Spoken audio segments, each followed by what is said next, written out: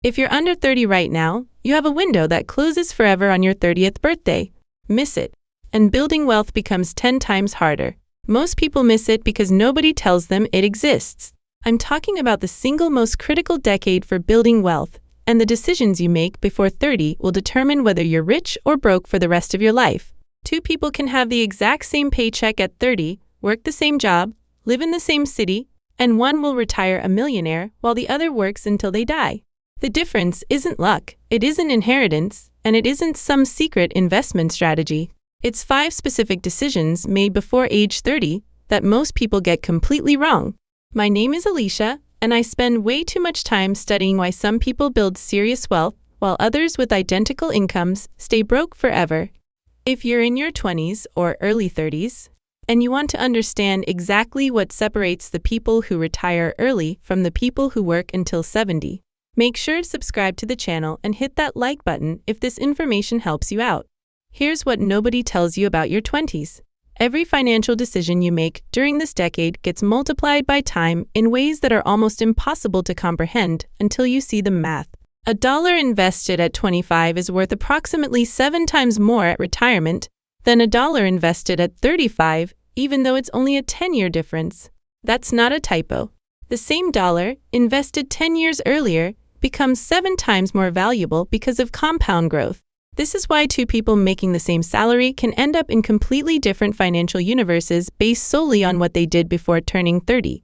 Let me paint you a picture of what this looks like in real life. Meet James and Chris. They're both 30 years old. They both make $65,000 a year working at the same company. They both live in the same city, paying similar rent. From the outside, their lives look basically identical. But here's what you don't see. James has a net worth of negative $20,000. He's got $35,000 in student loans, $10,000 in credit card debt, and $5,000 in his savings account. Chris has a net worth of $180,000. He's got $100,000 in retirement accounts, $60,000 in a brokerage account, $30,000 in an emergency fund, and $10,000 in debt he's strategically paying off. Same age, same salary, same city. One is broke and stressed about money constantly. The other is on track to retire at 50 and has options that James can't even imagine. The difference between them? 5 decisions that Chris made in his 20s that James didn't. And here's the kicker. None of these decisions required Chris to earn more money, or have wealthy parents, or get lucky with some investment. They were all things James could have done too, but he made different choices. Choices that seemed reasonable at the time, but that compounded into financial disaster. Let's start with the first decision that separates rich from broke at 30, what you do with your first real paycheck. When James graduated college and landed his first job at 23 making $45,000 a year, he finally felt like he had real money for the first time in his life. He'd been broke throughout college, eating ramen and stressing about every purchase. Now he had a steady paycheck, and his brain told him he deserved to enjoy it. So he got an apartment by himself instead of having roommates because he was an adult now, and adults have their own place. He bought a new car because his college beater was embarrassing and he needed something reliable for commuting to work. He started eating out regularly because he was too tired after work to cook. Within 6 months, his lifestyle had expanded to consume his entire paycheck. Chris graduated the same year, got a similar job making $43,000, and made a completely different choice. He kept living like a broke college student even though he wasn't broke anymore. He got 3 roommates in a cheap apartment. He kept driving his paid-off college car even though it wasn't impressive. He meal prepped on Sundays and brought lunch to work every day. His friends thought he was being cheap or overly cautious. But what Chris was actually doing was creating a gap between his income and his expenses, and he was funneling that gap directly into investments before he had a chance to spend it. This is the first critical decision, refusing lifestyle inflation when you get your first real job. James thought the point of earning money was to finally live better. Chris understood that the point of earning money in your 20s is to invest as much as possible while you have time for compound growth to work its magic. By age 30, this single decision difference had created a $60,000 gap in their net worths. James had spent that money on rent, car payments, and restaurants he can't even remember. Chris had invested it and now had $60,000 working for him in the stock market. The second decision that separates rich from broke at 30 is how you handle debt, specifically student loans. Both James and Chris graduated with about $35,000 in student loan debt. Standard 10-year repayment plans, but they handled it completely differently. James looked at his monthly payment of $350 and thought, okay, I can afford this. I'll just make the minimum payment and focus on enjoying my life. He paid his $350 every month like clockwork, feeling responsible for not missing payments, while simultaneously spending money on everything else because he figured he was young and should enjoy his 20s. Chris looked at that same debt and saw it as an emergency, not because $350 a month was unaffordable, but because he understood that debt is the opposite of compound growth. Instead of his money growing for him, he was paying interest to someone else. So Chris attacked his student loans aggressively. He lived in that cheap apartment with roommates, kept his expenses minimal, and threw every extra dollar at his student loans. Some months he paid $1,000, some months $1,500. By age 27, Chris was completely debt-free. James, making minimum payments, still has 8 years left on his loans and has paid thousands in interest that Chris avoided by paying it off early. Here's why this matters more than the dollar amount. Being debt-free at 27 meant Chris could redirect that entire debt payment toward investing. For the last 3 years, Chris has been investing an extra $1,000 to $1,500 per month that James is still sending to his loan servicer. That's 36 months of compound growth that James missed because he thought minimum payments were fine. By age 30, this decision alone created a $40,000 difference in their net worths. The third decision is about retirement accounts, and this is where most people in their 20s absolutely destroy their financial futures without realizing it. When James started his first job, HR walked him through the benefits package, including the 401k. The company offered a 3% match, meaning if James contributed 3% of his salary, the company would also contribute 3%. Free money. James listened to the presentation, got overwhelmed by all the investment options he didn't understand, and decided he'd deal with it later. Later turned into next year. Next year turned into maybe when I get my next raise. By the time James finally enrolled in his 401k at age 28, he had missed 5 years of contributions and 5 years of free money from his employer. Chris had the same presentation from the same HR person. He also didn't understand the investment options. But instead of letting that stop him, Chris did something simple. He immediately enrolled at 6% contribution, got the full 3% match from his employer, and put everything in a target date retirement fund because that's what the HR person suggested for people who don't know what they're doing. Was it the optimal investment strategy? Probably not, but it was infinitely better than doing nothing. From age 23 to 30, Chris contributed 6% of his salary, while his employer added 3%. That's 9% of his income going into retirement accounts, growing tax-deferred, compounding for 7 years before James even started. Here's the math that should terrify anyone in their 20s who isn't contributing to their 401k. Chris contributed about $27,000 of his own money over those 7 years, received about $13,000 in employer matches, and with market growth has about $55,000 in his retirement account by age 30. James contributed nothing, received nothing, and has nothing. That's a $55,000 difference. But it's actually much worse than that because Chris's $55,000 has potentially 35 more years to grow before retirement. With average returns, that could become over $500,000 by the time Chris is 65. James will never catch up to that no matter how much he contributes later because he can't buy back time.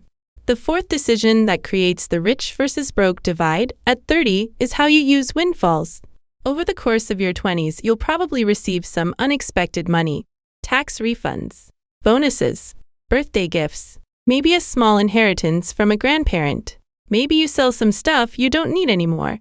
These windfalls might be a few $100s or a few thousand, but they add up over a decade. The question is, what do you do with them? James treated every windfall as fun money. Got a $2,000 tax refund? That's vacation money. Got a $1,000 bonus at work? Time to upgrade his TV. Received $500 for his birthday? New clothes and a nice dinner out. Over 10 years, James probably received $30,000 to $40,000 in various windfalls, and he spent 100% of it on consumption that he can't remember and that added zero value to his life long term. Chris treated windfalls differently. Every time unexpected money came in, he had a rule: at least 75% goes straight to investments or debt payoff. Tax refund of $2,000, $1,500 to his brokerage account, $500 for something fun. Bonus at work, 75% to student loans, 25% to enjoy. Birthday money, straight to Roth IRA. This wasn't about being miserable or never enjoying money. Chris still spent 25% on fun stuff. But by automatically routing the majority of windfalls to wealth building, Chris added another $30,000 to his net worth over his 20s that James spent on things he's already forgotten about. The fifth and final decision that separates rich from broke at 30 is how you think about your car. This might sound stupid because a car is just transportation, right? Wrong. For most people in their 20s and 30s, their car payment is one of their biggest expenses, and it's the expense that destroys more wealth than almost anything else. James has had 3 cars in his 20s. At 23, he bought a new car for $28,000 because he wanted something reliable and impressive. At 26, he traded it in and upgraded to a $35,000 car because he got a raise and felt like he deserved it. At 29, he traded that in for a $40,000 SUV because he might want to start a family someday and needs space. Every one of these cars was financed. Every one had a payment between $400 and $600 per month. Every one lost 20 to 30% of its value the moment he drove it off the lot. Over his 20s, James spent approximately $60,000 on car payments, insurance, and maintenance for vehicles that are now worth maybe $20,000 if he's lucky. He spent $60,000 to own $20,000 worth of depreciating assets. Chris bought 1 car in his 20s. At 23, he bought a reliable used Honda for $8,000 cash. It wasn't sexy. It wasn't impressive. It was 8 years old when he bought it, but it was reliable, and it was paid off. He drove that car for 7 years, spending maybe $3,000 on maintenance over that entire period. At 30, it's still worth about $4,000. So Chris spent $11,000 on transportation over his 20s and still has an asset worth $4,000. James spent $60,000 and has assets worth $20,000. That's a $36,000 difference in net worth from one decision, buying reasonable used cars instead of financing new ones. But it's actually worse than a $36,000 difference because remember, Chris was investing the money he saved on car payments. That $400 to $600 per month that James was sending to a car loan, Chris was investing it. Over 7 years, that's another $50,000 to $70,000 in Chris's investment accounts. So the total car decision difference between them is closer to $100,000. $100,000 of net worth difference from simply driving a less impressive car during your 20s. Now let's add up the cumulative impact of these 5 decisions. The lifestyle inflation decision created a $60,000 gap. The student loan decision created a $40,000 gap. The retirement account decision created a $55,000 gap. The windfall decision created a $30,000 gap. The car decision created a $100,000 gap. That's $285,000 of net worth difference between James and Chris at age 30, despite having the same salary. $285,000 from 5 decisions that James thought were reasonable at the time, but that compounded into financial disaster. Here's what makes this even more brutal. These gaps don't stay the same size. They grow. Chris's $180,000 net worth at age 30 will continue compounding. If he just maintains his current savings rate and gets average market returns, he'll be a millionaire by 45. James's negative $20,000 net worth means he's starting from behind. Even if he suddenly gets his act together and starts doing everything right at 30, he'll never catch up to Chris because Chris has time on his side. The decisions James made in his 20s didn't just cost him money in his 20s. They cost him wealth for the rest of his life. Let's talk about what happens next for both of them, because this is where it gets really interesting. Chris at 30 has options.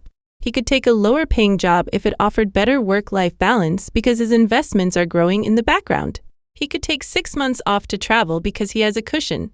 He could start a business because he's not desperate for every paycheck. He could negotiate aggressively for raises because he's not terrified of losing his job. His wealth gives him flexibility and freedom that James doesn't have. James at 30 is trapped. He can't afford to take risks because he's living paycheck to paycheck despite his decent salary. He can't negotiate too hard because he needs this job to make his debt payments. He can't take time off because he has no savings. He can't pursue opportunities that might pay off long-term because he needs money now. Every decision he makes is driven by financial stress even though he makes $65,000 a year. This is what being quietly broke looks like. Decent income, zero options, constant anxiety about money. And here's the really painful part. The gap between them will keep growing even if they make the same salary for the rest of their careers. Chris's investments are generating returns. His net worth is compounding. Every year, his money makes more money without him doing anything. James is starting from negative $20,000. Even if he starts investing now, he's spending the first few years just getting back to zero. He's running the same race as Chris, but starting 50 yards behind. And Chris keeps running too, so the gap never closes. If you're sitting here in your 20s reading this and recognizing yourself more in James than Chris, I need you to understand something. You still have time, but not much. Every month you wait to make these changes is a month of compound growth you'll never get back. Every year you spend living at your maximum instead of below your means is a year that could have been building wealth. You're not doomed, but you need to act now. Not next month. Not after you pay off this one thing. Not when you get your next raise. Now, start living below your means today. Attack your debt aggressively, starting with your next paycheck. Enroll in your 401k immediately and get that employer match. Route your next windfall to investments instead of consumption. Buy a reasonable car or keep the one you have instead of upgrading. These decisions aren't glamorous. They won't get you likes on social media. Your friends might think you're cheap or boring. But in 10 years, you'll be financially free while they're still grinding, and they'll wonder how you did it. Here's the uncomfortable reality. Most people in their 20s will read this and do absolutely nothing different. They'll keep spending every dollar they earn. They'll keep making minimum payments on their debt. They'll keep putting off retirement contributions. They'll keep upgrading their cars and their apartments. And at 30, they'll be broke despite making decent money, wondering why life is so hard financially. But if you're one of the rare people who actually takes this seriously, who makes these 5 decisions differently than everyone around you, your life at 30 will be completely different from your peers. Not just your bank account, but your stress levels, your options, your freedom, your entire relationship with money and work. The window is closing. Every day you're in your 20s is a day you'll never get back for wealth building. The compound growth you miss now is gone forever. You can't buy it back later with higher contributions. Time is the most valuable asset you have, and you're spending it right now whether you're using it wisely or wasting it. Rich or broke at 30 with the same paycheck comes down to 5 decisions. You're making those decisions right now, today, with every dollar you spend or save. Choose wisely, because you only get one shot at your 20s, and the consequences of how you spend them will follow you for the rest of your life.